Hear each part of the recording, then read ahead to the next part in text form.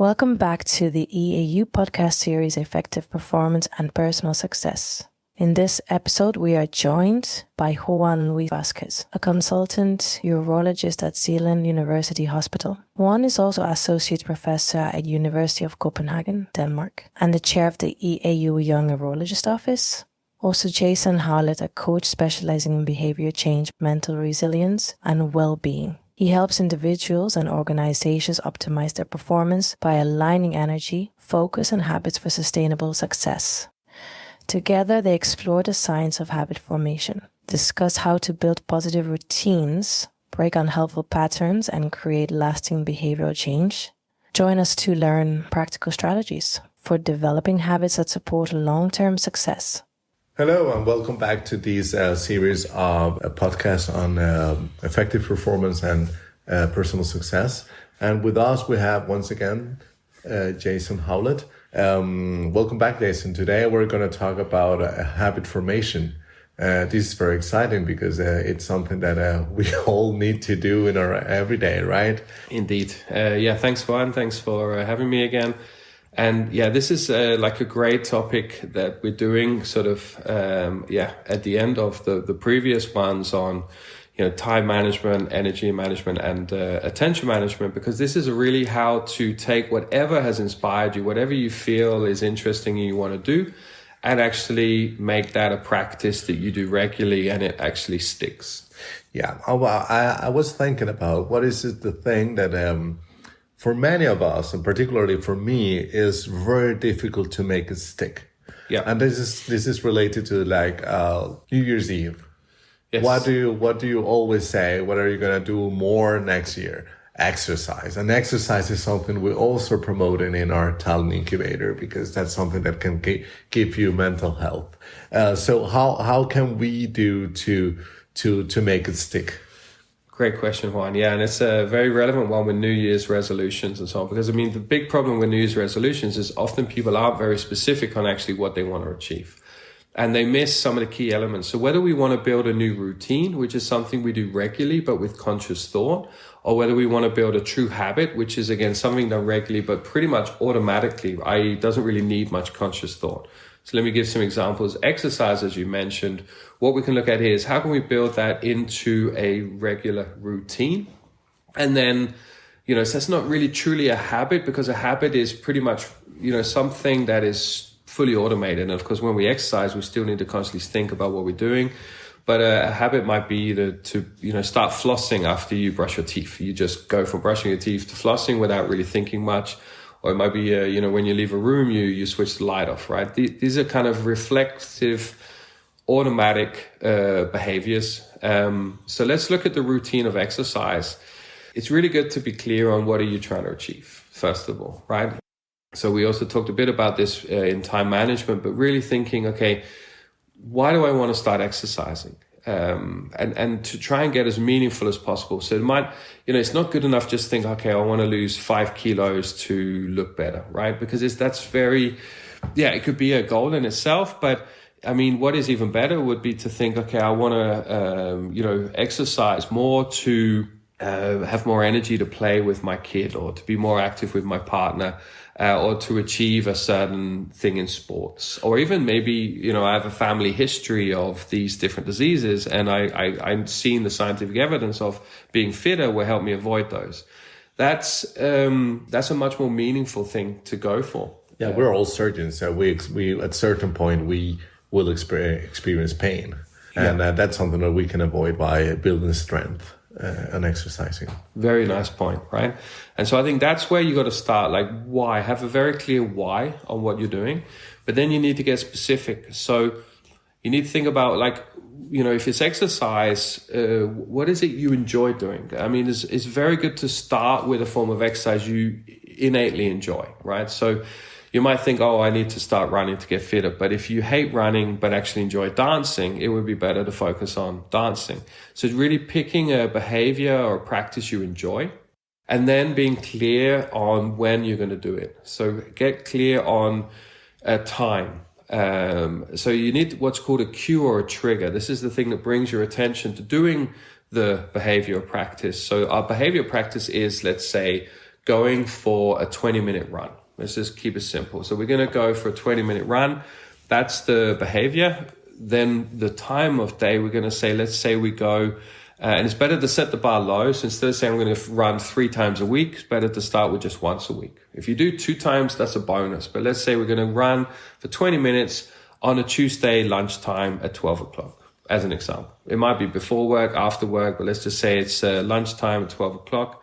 So we've got our cue, and we need to make sure, 1, it's in our calendar, and 2, we've got an alert. So a phone or a watch alert, an alarm that will go off, before we're going to run. So, give yourself, make all the decisions up front, be clear on what you're going to wear, where you're going to run, and then make sure the alarm that's going to go off to say, hey, now it's time to run is, enough before 12 to give you a chance to get changed and be ready.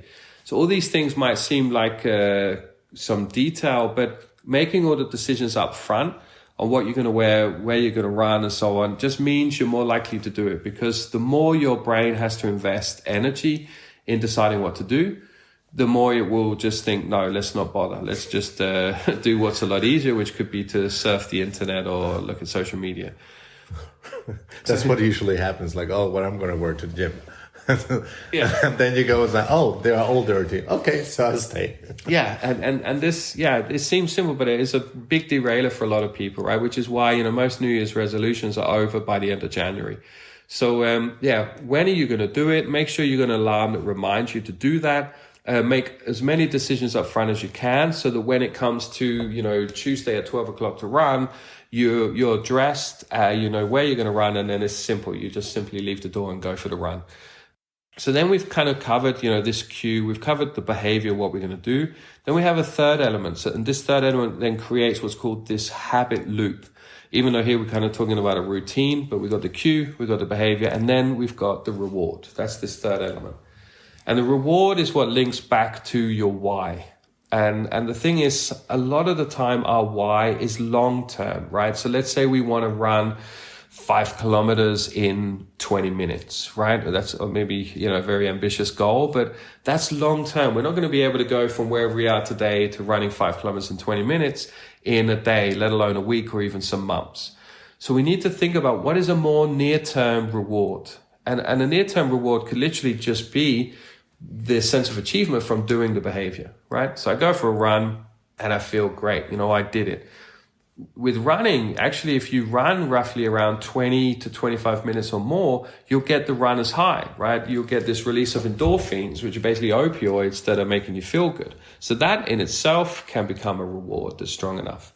But the point is trying to ensure you've got something there. So if let's say you're not running enough or training enough to get this runner's high, it might be listening to your favorite music. Or it could be, doing it with a partner or a friend, someone you really enjoy spending time with. So that in itself is creating an even more rewarding experience. So there we have like these 3 aspects. You've got something to remind you to do it, the cue or the trigger. You know exactly what you're going to do, the behavior, and then you're clear on what the reward is. Then it's all up to practice. So the first time you do that run on a Tuesday at 12, ideally you experience a reward. Like it feels good during and hopefully also after. That recognition of the reward can help you then have the motivation to do it a second time. If you can have some form of measurement on progress, that can help even more. So again, with the Talent Incubator, everyone gets a Garmin wearable device that can not only track, all different forms of exercise, it can actually track the impact of that exercise on your health and fitness. So if you do the run at 12 o'clock on a Tuesday and you see afterwards that you actually ran at a pace that was enough to really impact what's called intensity minutes. So this is in line with all global medical guidelines of getting 150, minutes of movement a week. But if you can see you get some of these minutes, let's say you did the run and you see, wow, I actually got 40 intensity minutes. That kind of gives you that extra reward of thinking, yeah, I've achieved that. And that can help you measure. Then you do another run, you get more minutes. And so it's a way of measuring that impact. And then lastly, you can even measure your fitness level using these devices. So it's not as accurate as being in a clinic, and doing this, in a sort of very controlled way, but you can get an estimate of what's called your VO2 max, which is essentially your body's ability to take in and utilize oxygen. So if you see your VO2 max increasing because of a result of your exercise, that in addition can create more motivation to continue. So the goal to have this stick, or the aim here really, is to get enough practice for your brain to really realize this reward. So you actually find yourself, having less and less resistance to going for that run. Does that make sense? It does make sense. And what I see is that everything is what we've been talking about is very much related. Because it's about like making it stick. We're talking about exercise, but then we need also to make a habit to do maybe the breathing exercises, or make a habit or a routine of doing a daytime recharge, or making a routine for sleep. So everything is very much related. Which is the good thing here. Yeah, it is. You're kind of just switching out the behavior for something different. You always need the cue to trigger you to do it. And of course, time of day we talked about is the most common, but another cue could be the environment you're in. A cue could be a feeling you have, or being in a room with another person. So it's just important to think, what is the trigger? What's going to remind me to do what I need to do? And then last of all, the reward. You always have the reward there. So what really is that reward? What is innately enjoyable about what you're doing or the progress you're making? So the behavior is the thing here we can interchange between exercise, a form of exercise versus a breathing exercise, or something to help our attention. And then the other things that will support you is always remembering how to make whatever you're doing, the most attractive version of it. And that might be shrinking the size or effort of the behavior, or it might be combining it with something else. Like, as I said, listening to your favorite music while you do the run. It's making the run even more attractive, or running in a beautiful environment, right? So running in nature versus running in an industrial city. So you're trying to make it as attractive as possible. And then last of all, reduce the friction. That's kind of linking to making all the decisions up front. So again, if you're going to exercise, you're super clear on what you're going to do, what you're going to wear, where you're going to exercise. The clearer you can be, the less friction there will be for you to get it done. I'm trying to figure out to understand my own challenges in terms of exercise, because I have a membership to a gym. Yeah. And I never go. Yes. Which is the typical thing, right? Yeah.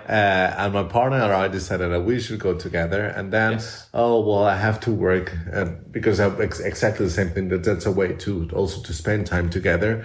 But then I have too much work to do this day, or he has a lot of other things to do that day, and then we never coordinate. Yes. And that makes it difficult. So that's why I was wondering, okay, how can we make it stick for, particularly if you're combining two persons in this situation? It's a super good point. And I've worked as a personal trainer for 8 years in different fitness centers. And one of the, things we always laughed at is that, you could get hundreds of members in January, and by February, you never saw these people again, but they still had a membership, right? It happens. It's a super common experience. It's a good business. Yeah. So basically, especially if it's like having the shared experience with someone else, that's where, again, this kind of weekly review we looked at in time management is so helpful. This reflection on, okay, what are the priorities for the coming week? And that those priorities include, self-care, like exercise. So what are they? And do we have that time aligned? And sometimes for some people, especially, as residents or young urologists, you might need to look ahead many weeks because you have so much to do during work time. But having a look ahead and trying to see with your partner or friend, like what's, if we have our calendars in front of us, what sort of pattern could we plan ahead of time now? And that might mean you're not getting an aligned time for the next week or two, but trying to align on that time and block it out in your calendar. So that's an appointment there between you and your partner or friend that you're going to want to try and stick to.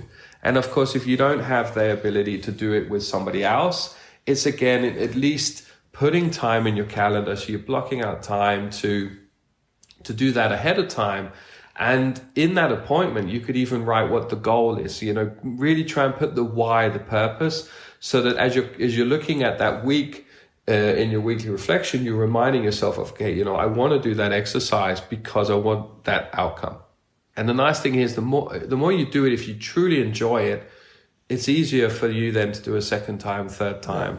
But it's kind of getting started is the hard thing. And that's where it's worth taking a bit of time to plan ahead to increase your chances of success. And be disciplined, I guess, because I see it in myself. I mean, you start and it goes well for some weeks, and then you stop because you couldn't go, or you couldn't make it, or you had to travel. There are many things that it's very easy to stop.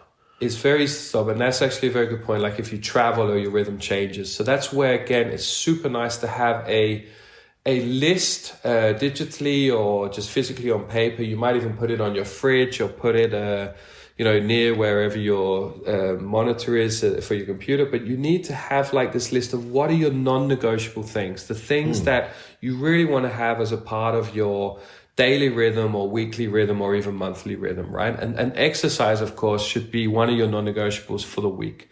And that's where if you go on holiday or you travel and you're not able to stick to your rhythm, when you're back and you're doing your weekly kind of reflection, you see that exercise is one of the non-negotiables, right? It's a priority, basically. So that's kind of reminding you, I need to plan time for that and kind of put it. And sometimes it's maybe trying a different time of day. So, you know, it depends on your schedule, but could that exercise fit in during lunch? Could it fit in before work? Or could it be a part of your commute? So again, if you're in a city where you can bike to work, could the biking to work or from work be a part of it? Could you do some form of exercise with your kids at the weekend? So it's kind of trying to be a bit creative with it, but it's definitely getting it in the calendar, in the schedule. For sure. Are there any other habits that we should discuss? Yeah, I think one of the most important routines here, so maybe a bit more of a routine than a habit because it takes conscious thought, but you do it regularly, is again, going back to time management, this weekly reflection. Because it's like the most important anchor, because it's an anchor that pulls your attention to what matters most for the coming week or weeks, right? Out of all the things you could put your attention, time, and energy on, what is the most important at work and what is most important outside of work? Because as I said, just by doing that reflection, you can realign hours. I mean, literally hours. I've seen some people do this as a team and realign 100 hours a month as a team of 13 people. But just doing it for yourself, I've seen people realign 5 to 10 hours a week from, common examples might be meetings that they just, they don't really understand why they even have that meeting, or it's not really a value-adding meeting. Or it might be time where you just end up responding to emails and chats, but you could maybe batch that. So you say, okay, I'm going to respond now for half an hour, but then after that, I'm going to use time on something else. So there are certain things we can do during the day that fill up time, but aren't necessarily important. So we can, through this weekly appointment, find things that we can actually delete or delegate or delay that opens up time to exercise, for example. So that's kind of a key routine that will help all your other routines. Does that make sense? Yeah, perfectly. And again, it's like everything is related. And we started in the first podcast talking about the prioritization. Yes. And doing these weekly appointments to prioritize. And we're closing yes, by saying the same thing, which looped. it's everything connected and looped. Is there anything else, Jason, that we should say to our listeners? Maybe just to end with, always remember to be kind to yourself, right? And no one can be at their best every hour of every day. So again, as a young urologist or resident, really looking when you do this weekly reflection on what's coming, think where are the moments that matter most, right? Where do I want to be at my best, and where can I apply what I've just learned? Because that might be, again, the surgery. It might be the interviews or the out clinic patient meetings. Could be when you want to come home, be present with family or friends. But it's kind of thinking, where are the moments that matter most, and how can I then apply what I've learned to be at my best for that, rather than trying to do this for every hour of every day, because that's impossible. Yeah, and we have to remember that our working conditions can be challenging, and that's our reality. So we need to really take care of ourselves. We are working on the talent incubator, and we have different modules with working on different skills. But in my opinion, the module 2 on personal success and effective performance is the most important, because if you don't take care of yourself, then you can't be a good doctor, you can't be a good leader, you can't be a good father or a good mother or a good partner. Yes. It's very difficult to be good at anything if you don't take care of yourself. It's very, very, very true. It's just like they say every time you're about to fly on the airplane, always remember to apply the oxygen mask to yourself before you help others. Yeah, very true, Juan. Very important. Well, Jason, this has been fantastic. Thank you very much. It's been a pleasure having you for these 4 podcasts, and I hope people get motivated to take part of the Talent Incubator Module 2 in Valencia. Been a pleasure, Juan. Thanks very much, and thanks for listening. All right. Thank you very much. Goodbye. Thank you for this insightful episode. We are sure our listeners enjoyed it. To keep up with the latest EAU podcasts and stay informed on neurological advancements, be sure to subscribe to our EAU podcast channel on your favorite podcast app. Until next time, keep learning and stay inspired.